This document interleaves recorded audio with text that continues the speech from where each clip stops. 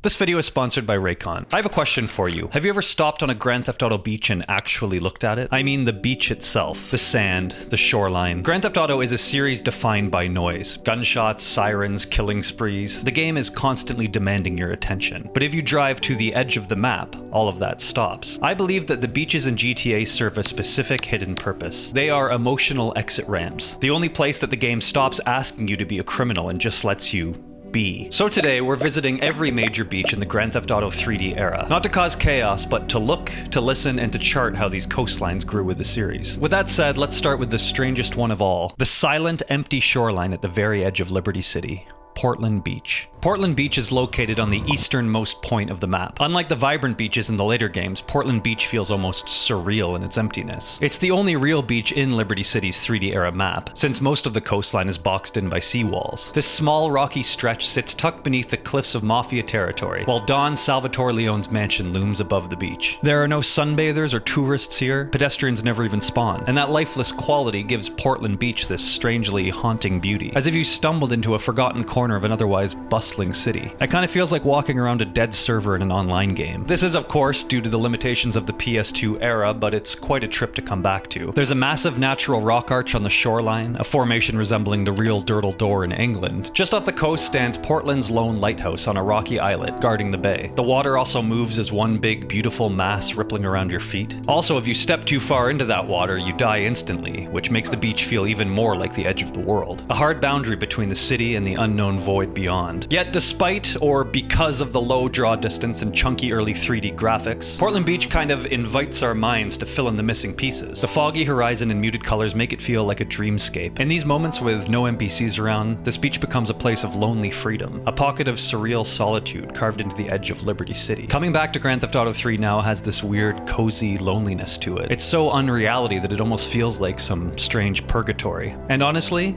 if the afterlife was just wandering around these weird liminal streets forever, I think I'd be okay with that.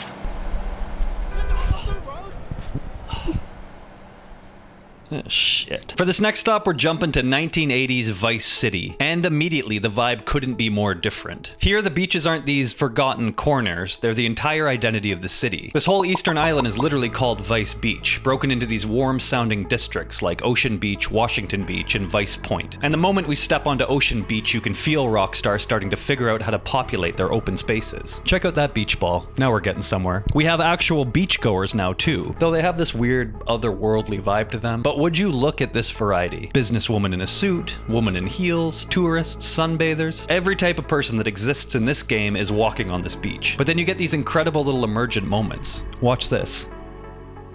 The rain starts and all these NPCs get up and jog off the beach, or wherever they're going. It's so simple, so early 2000s, but it's also a tiny glimpse of where Rockstar was headed. A future of obsessively detailed, insanely reactive worlds. Crazy to think that in just 16 short years they will have mastered horse testicle physics. And speaking of nuts, look how big this beach is. It is absolutely massive. I hated that transition. It almost feels like a desert, which may seem crazy, but beaches like this actually do exist, like Southport in England and Wildwood in New Jersey. The mix of pastels and flat textures create an almost idealized version of the 1980s that most of us that played this game never actually experienced. The sky here feels as much a part of the world as the buildings. Vice City feels like a postcard come to life. The coastline stretches along a row of hotels and nightclubs, glowing softly in the sun by day and exploding into neon at night. By grounding Vice City's beaches in real-world parallels, the pastel Art Deco hotels, the Palm Line Promenade, Rockstar delivered a stylized yet authentic slice of Miami. There's a lighthouse down at the southern tip, standing guard beside a rocky breakwater, almost like a romantic 1980s evolution of Portland Rock's lonely little beacon. And even with the action, there's a calmness to Vice City's beaches. The hazy sunsets, the low-res textures, the way the ocean seems to repeat the same animation forever. All of it gives the place this dreamlike, nostalgic filter. Vice City's beach feels like the promise of something bigger. The fantasy of the American beachfront lifestyle brimming with possibility. This game always leaves me with a kind of feeling of yearning that I can't really explain. Every time I get back to playing it, I wish I had played it more, but when I do play it more, there's this imperceptible emptiness to the experience that never quite matches what my memory tells me it should feel like. That sounds fucking insane. And before we head to year 2004, San Andreas, one of the vibiest beaches on this little tour, I want to spend one more minute on this beach and tell you about today's sponsor.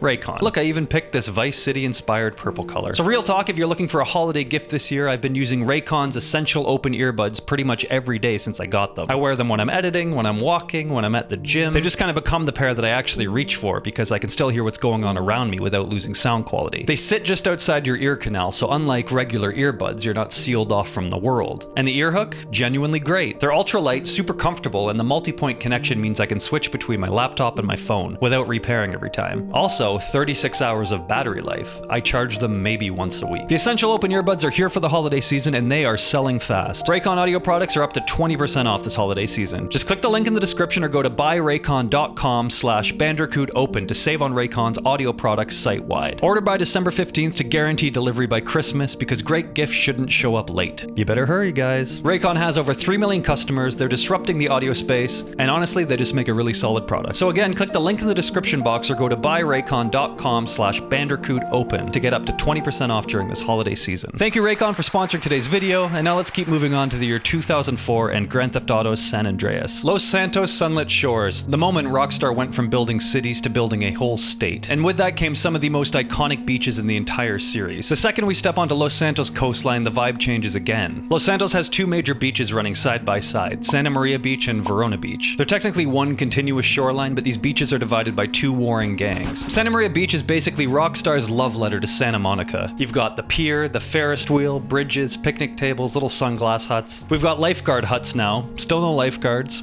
Baby steps. Verona Beach is San Andreas' version of Venice Beach, and Rockstar absolutely nailed the inspiration. Outdoor gyms and this long promenade where roller skating NPCs glide around. The name Verona Beach is actually a reference to the 1996 Romeo and Juliet movie, which is the modern LA-style adaptation of the Montagues and Capulets clashing in a beachfront city. But the symbolism is what really hits. This is the first GTA game where the ocean is an instant death lava. You can actually swim and dive and explore the water now. The water stops becoming out of bounds and becomes this big open unknown. By turning out-of-bounds areas into explorable mystery, Rockstar is subtly shifting its game philosophy and creating a world that starts to mirror the vastness of the later games. It starts feeling truly big. Even with these 2004-era graphics, Rockstar has begun tapping into these themes that you feel instead of explicitly are told. From the Santa Maria lighthouse when the sun sets and the sky dissolves into a haze, your imagination can stretch far beyond the draw distance if you just take a second to let it happen. Next up is Grand Theft Auto 4. Grand Theft Auto 4 brings us back to Liberty City, a new HD reimagining of New York, and with it a completely different kind of beach experience. In 2008's Liberty City, beaches aren't the glamorous getaway spots of the other titles. They're these drab, desolate feeling places. And the game doesn't look dull or color faded because Rockstar forgot how to make things look nice. It all connects to the game's themes. If you'd never played this game before and were to boot it up for the first time, this ugly looking world might honestly throw you off, but we'll talk about that. The rocks out here have that perfectly chunky look that reminds me of the rocks from Halo. The water looks a little off, almost like a giant gray oil slick sliding back and forth in one piece. But NPC behavior is starting to feel more natural than ever. We've got this woman smoking a cigarette, staring out into the water and thinking about life and stuff. We've got NPCs chatting on the boardwalk. There's this man doing yoga. And what's nice about the people on this beach is their fixtures. They don't despawn immediately. You can walk down here at any time and these little clusters of people will still be doing the same thing in the background. When Nico Bellic first steps off the boat in America, his safe house is only a few blocks from Hove Beach, a neighborhood modeled after Brighton Beach, Little Odessa, where Russian and Eastern European culture blend into this strange seaside enclave. Rockstar leaned into that hard, Slavic accents on the boardwalk, Russian mafia bars, Cyrillic signs. It's the perfect landing point for a man who just crossed an ocean to get here. And the beach reflects that. This isn't Vice City's neon postcard, this isn't San Andreas' sunburned playground. This beach feels tired, like it's carrying the weight of the city on its shoulders. But if you want to talk about immaculate vistas, look at this beautiful gray hazy view. Firefly Island itself, Rockstar's take on Coney Island, seals the whole atmosphere. The rusted funfair rides at Funland, the Liberty Eye Ferris wheel, the parachute drop tower, the roller coaster that never runs, all of them looming over the shore. The place feels soaked in melancholy, and that might be what makes GTA 4's beach so strangely poetic. Standing here with the wind blasting, you can feel that immigrant loneliness that Nico carries. He made it to new shores, but these shores are cold, rusted, and half forgotten. It's the American dream with the saturation turned all the way down, and that dream was a lie. Before we move on, I want to give a super quick shout out to GTA Chinatown Wars, which which I think is one of the most beautiful GTA games ever made. But I didn't feel like the top-down style really lent itself as well to long contemplative beach vistas, so that's why we're not really looking at it. The recreation of Liberty City in this smaller scale is unreal. Highly recommend if you've never played. But now we're leaving this concrete coastline behind, onward to the beaches of Los Santos and Grand Theft Auto 5. Alright everyone, welcome to the Pacific Coast. Take a breath. Smell that?